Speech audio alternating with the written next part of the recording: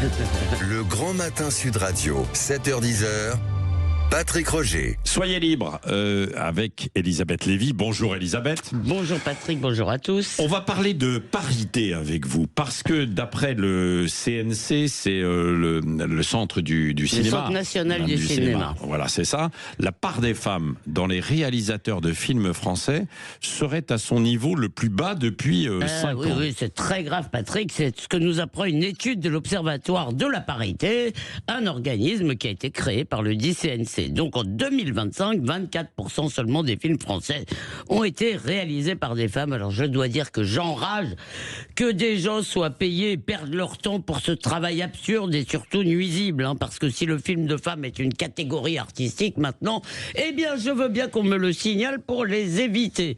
Parce que Patrick, la seule aune à laquelle on doit juger un film, c'est sa qualité artistique, sa maîtrise technique, éventuellement son succès. Peu me chaud que le metteur en chef ou le chef-op soit un homme, une femme ou un non-binaire. Et pire, introduire ce type de critères, c'est vraiment enrôler le cinéma et l'art dans une entreprise militante. Et puis d'abord, moi, si on compte les femmes, je veux savoir combien de films français ont été réalisés par des bouddhistes, des unijambistes ou des trans racisés. Bon. Non, parce que pourquoi ? Parce que non, mais je vous assure, moi, ça m'enrage. Comme femme, en plus. Compter les réalisatrices, en plus, ça ne suffit pas, parce que maintenant, pour juger un film, on va aussi compter les femmes au poste de direction. Vous savez, chef maquilleuse, chef électro, etc. Eh bien, jusque-là, les productions qui étaient paritaires, vertueuses, touchaient un bonus du CNC, mais à partir du 1er janvier, les films qui n'embauchent pas assez de femmes dans ces postes auront un malus. Pas de femmes, pas de subvention. C'est une victoire de la statistique sur la singularité, de l'idéologie sur l'art et du droit sur le mérite. Bon, mais ça encourage peut-être la parité quand même aussi, non ? D'accord, mais pour moi, la parité, c'est pas un objectif, donc. Oui, mais pour certains, ça l'est en fait un peu plus. Mais bon, c'est votre vision. Et sur la politique, alors, la parité, elle a progressé. Oui, c'est peut-être elle a progressé, mais pour moi, c'est pas un progrès, c'est une insulte aux femmes, c'est une forme de paternalisme. La seule chose qui compte, c'est qu'on n'écarte pas une femme parce qu'elle est une femme. Ça, oui, évidemment, mais je ne vois pas pourquoi il faudrait choisir ses colistiers en fonction de leur sexe. Et le résultat, évidemment, c'est qu'on recrutera des femmes, même si elles sont moins compétentes, ce qui est absolument anti-féministe à mon avis. Et le comble de cette sottise administrative, c'est que c'est désormais obligatoire pour les communes de 1000 habitants.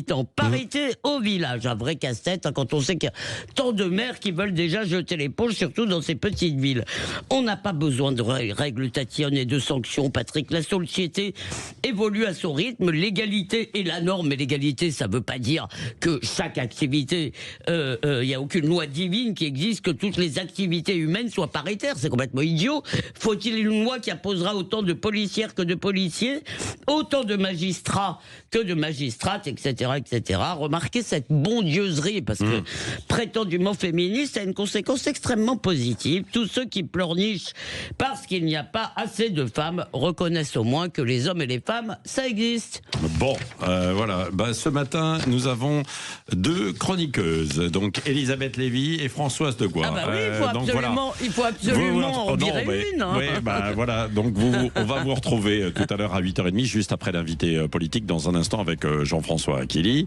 Vous pouvez revenir sur ce sujet, il y en a beaucoup d'autres. Qu'est-ce que vous pensez de la proposition des socialistes selon laquelle les plus riches doivent prêter de l'argent à l'État, pas forcément rémunéré? On peut en parler, 0826 300 300. Et puis tiens, est-ce que vous êtes favorable à l'interdiction de fumer sur les pistes de ski? Vous l'avez entendu, ce décret est passé et c'est maintenant obligatoire. 8h13 dans un instant, c'est Éric Coquerel, le député LFI de Seine-Saint-Denis et président qui travaille à la commission des finances de l'Assemblée nationale, qui est l'invité de Jean-François Achilli.